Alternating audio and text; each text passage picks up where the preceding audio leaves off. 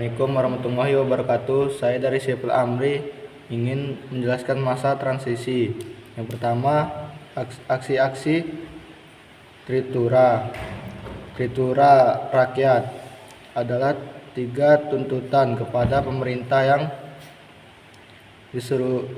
diserukan para mahasiswa yang tergabung dalam Kesatuan Aksi Mahasiswa Indonesia KAMI. Selanjutnya diikuti oleh kesatuan-kesatuan aksi yang lainnya seperti Kesatuan Aksi Pelajar Indonesia KAPI, Kesatuan Aksi Pemuda Pelajar Indonesia KAPPI, Kesatuan Aksi Buruh Indonesia KABI, Kesatuan Aksi Sarjana Indonesia KASI, Kesatuan Aksi Wanita Indonesia KAWI, dan Kesatuan Aksi Guru Indonesia KAGI, serta didukung penuh oleh Tentara Nasional Indonesia TNI. Latar belakang: ketika gelombang demonstrasi menuntut pembubaran PKI maka makin keras, tetapi pemerintah di bawah pemimpinan Soekarno tidak segera mengambil tindakan. KAPPI memelopori kesatuan aksi yang tergabung dalam Front Pancasila, mendatangi DPR GR menuntut Tritura. Isi Tritura: pembubaran PKI beserta ormas-ormasnya, perombakan kabinet Dwi Korah, turutan harga pangan. Februari 1966 mahasiswa memboikot pelantikan menteri-menteri baru. Aksi boikot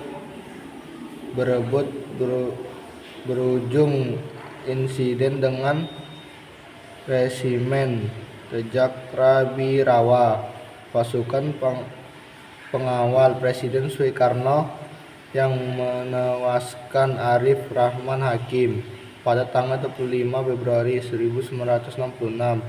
KAMI dibubarkan, tetapi tidak mengurangi gerakan mahasiswa untuk melanjutkan tuntutan rakyat Tritura.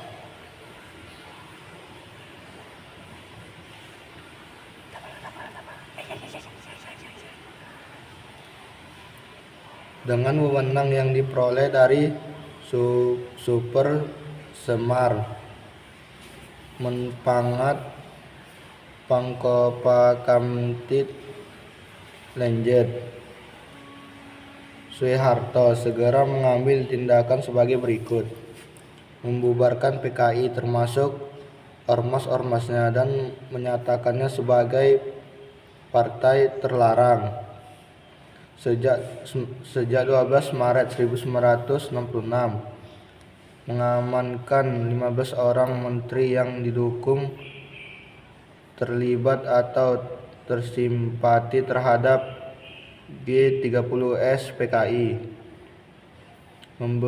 membersihkan MPRS dan lembaga-lembaga negara lain dari unsur-unsur G30S PKI, dan menempatkan peranan lembaga-lembaga itu sesuai Undang-Undang Dasar NRI tahun 1945. Kebijakan pembangunan Orde Baru: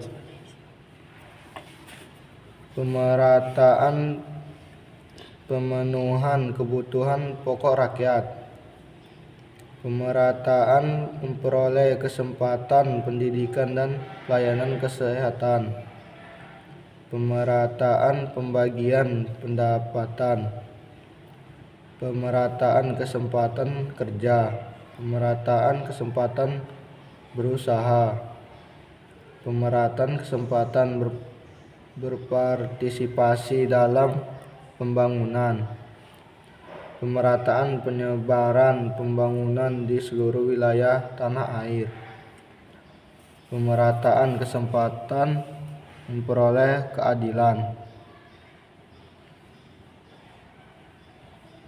Dampak kebijakan politik dan ekonomi masa Orde Baru. Bidang politik. Dampak positif dari kebijakan politik pemerintah Orde Baru adalah sebagai berikut. Pemerintah mampu membangun fondasi yang kuat bagi kekuasaan lembaga kepresidenan, yang membuat makin kuatnya peran negara Orde Baru dalam masyarakat. Situasi keamanan pada masa Orde Baru relatif aman dan terjaga dengan baik karena pemerintah mampu mengatasi semua tindakan dan sikap yang dianggap bertentangan dengan Pancasila. Pelemburan partai dimaksudkan agar pemerintah dapat mengontrol parpol. Dampak negatif. Otoritarianisme merambah segenap aspek kehidupan masyarakat. Pemerintah Orde Baru gagal memberi pelajaran berdemokrasi yang baik dan benar kepada masyarakat. Sistem perwakilan bersifat semu, bahkan hanya dijadikan topeng untuk melanggengkan sebuah kekuasaan secara sepihak. Kebijakan politik termasuk birokratis, tidak demokratis, dan cenderung KKN. Bidang ekonomi. Dampak positif kebijakan ekonomi masa Orde Baru. Pertumbuhan ekonomi yang tinggi dan hasilnya pun dapat terlihat secara konkret. Indonesia mampu memenuhi kebutuhan beras sendiri, swasembada beras. Penurunan angka kemiskinan yang diikuti dengan perbaikan kesejahteraan rakyat. Dampak negatif. Perbedaan ekonomi antar daerah dalam masyarakat terasa makin kejam. Terciptanya kelompok yang terpinggiran marginal, menimbulkan konglomerasi dan bisnis yang erat dengan KKN. Sekian dari saya. Assalamualaikum warahmatullahi wabarakatuh.